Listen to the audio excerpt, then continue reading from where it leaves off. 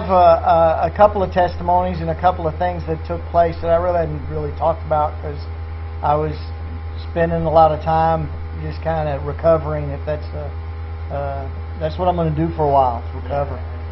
And one of the things that really, I got to say, when they were wheeling me into the operating room, my prayer to God was not this, great word of faith or anything. It was, God, I really don't want to do this. And it's not that I didn't want to have the surgery and be healed. It's that I wanted Him to do it so I didn't have to go through recovery, because I knew the recovery was going to be long, painful, this, that, and the other, that it was going to be pain on the other side before it got good, just from what I know about back surgery. So that was kind of my prayer going in, was, God, I just really don't want to be here. And, I've always said, if it's not fun, don't do it. Well, I've learned that some things in life just aren't fun. And so you just got to make them fun, because this is what you got. So you got what you get, and you just got to flow with it, and you got to find some joy in it, because I just know on the other side, me and Janet were sitting there one day, and she looked at me and she goes, I know what the enemy's about. The enemy wants me to get down on God, or dog God, or say, why God, or why me, God, or why us, why Frank. He's never, she looked at me, she said, up until now, I really thought you were God's favorite. And I said, well, I still am. And so is everybody else, but I am. And but part of that is that when you go through these things, you're like, okay, God, because this is my point.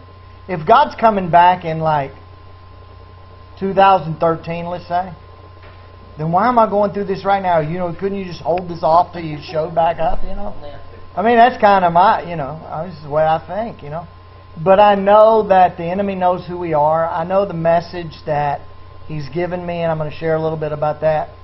I know what I've been preaching for 2 or 3 years has even changed my thinking and some of y'all's thinkings about Christianity and what this is, being saved, and what it is following Christ, and just the depth of it. I think we've become we've gained an understanding of maturity of what Christ did, what He was about, what He was doing, and what His message was, and we're going to get into that today. But let me tell you some things. One of the things I know about surgery is, and the drugs you get after surgery, you get very vivid dreams. I mean, I have had vivid dreams. And but one night, and this was about last week sometime, after the surgery, and I was probably when Mike was there, and I dozed off while he visited me. I told him, I said, your true friends don't wake you up to tell you goodbye, and just leave you there sleeping. And it is pretty funny, because all of a sudden, almost in the middle of the conversation, I'll just doze off. And but in the middle of one of these times, I went to sleep. And I ended up being, and I've always had vivid dreams of heavenly realms, of angels like taking me along places. And so I wasn't involved in what was going on. I was just kind of visiting. And there were these lines going in, and I knew that I was at the outside of the judgment seat, outside the whatever, the kingdom, I guess Archangel Michael stays somewhere, or St. Peter stays somewhere or something. But I was outside that point where they, whatever they do. There's always jokes about St. Peter and Archangel Michael being at the gates. I don't know what made them the gatekeeper. But anyway, I thought it was the cross. But anyway. And what was happening was there was these lines, and people would show up. And it was kind of funny. There would be people who would just get in line. They didn't care what line it was, they just got in line. And then there were other people that hunted. You ever been at Walmart and hunted for the shortest line? And they, yeah.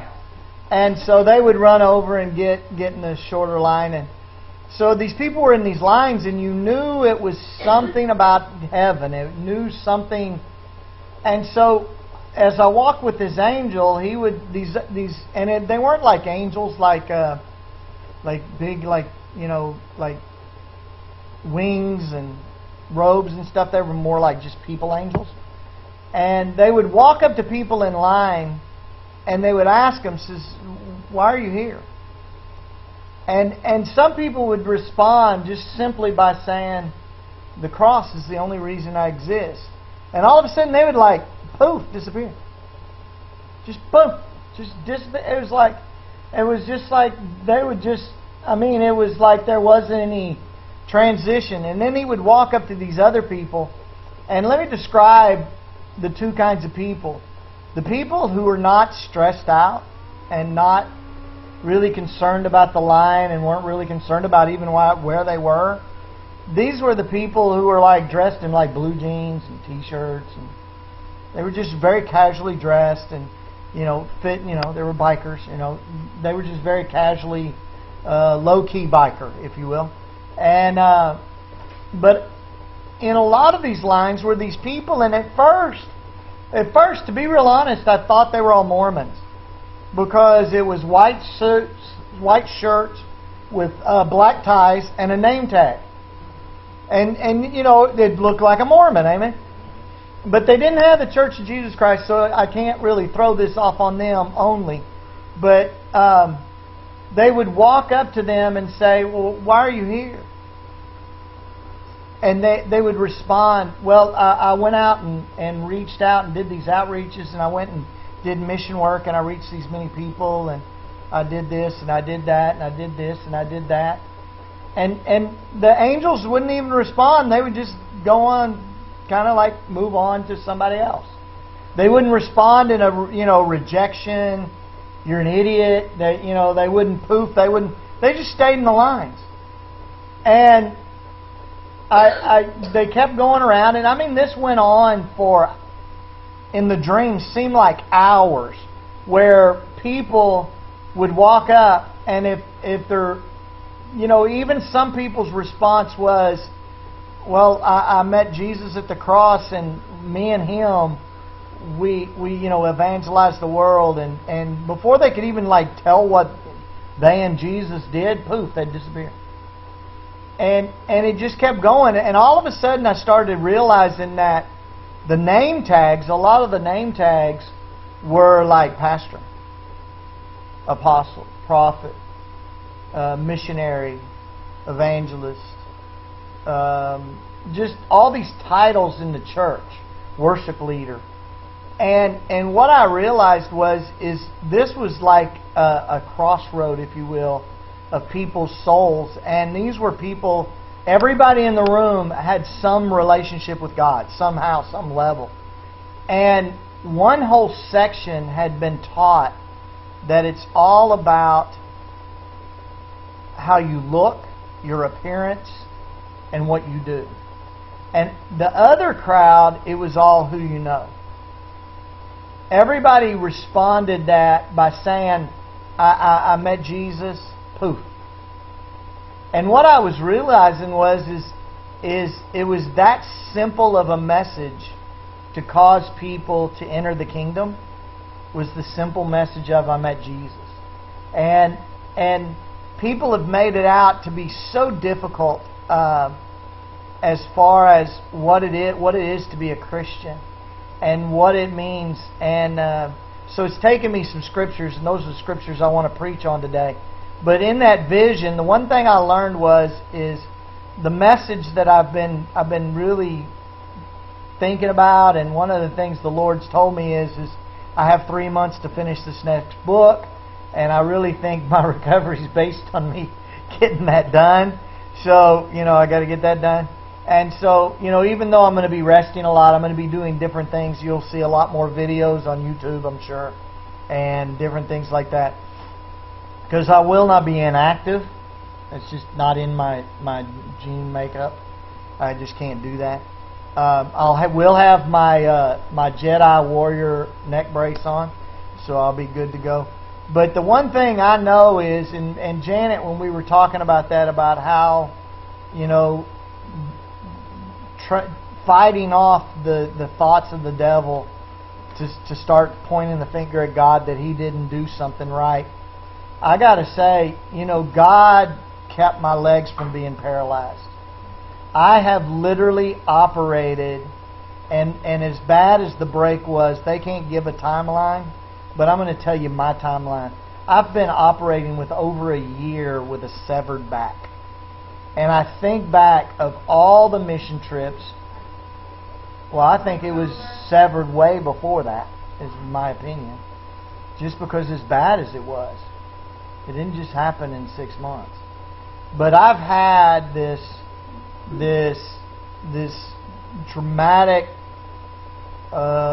injury, and I think back to all the things I've done, all the falls, all the stupid things I've done, all the tents I've set up, all the tents I've tore down, all the tubs of Bibles I've picked up that I shouldn't be picking up because it's 150 pounds. All those things that my wife said don't do. I mean, literally, it would have just taken one instance and I'd have been paralyzed from the waist down without any effort. It would have not taken anything. So my God is good. He knew that this needed to take place. The other thing is that I know the devil knows who we are and what we are, and I really, really, really believe that the next 5-10 years for our ministry is going to be so increased over the top that we always talk about money. I think money kind of takes care of itself. I think just the opportunities we're about to be presented it's going to be like night and day from yesterday to the back-breaking to the future. I think this is really a marker, and I really believe that the devil had to get me to start blaming God for something. He had to throw a big curve because he was running out of ammunition, so he had to throw a big curve. And but my God's sufficient. He healed my back, gave me, it's a miracle. I've heard 2 or 3 people already say this. The doctor I got, it's a miracle I got him, because he was just on call that day, and he doesn't do that many rounds on call for emergencies at Halifax. Our money situation to pay for it, I believe that not only will people come along and do fundraisers and bike rides and different things to help us, but I just believe God's going to figure it out. It's going to take care of itself, because God is so supernatural, and I still believe in a supernatural God. So, with that being said, I want to go.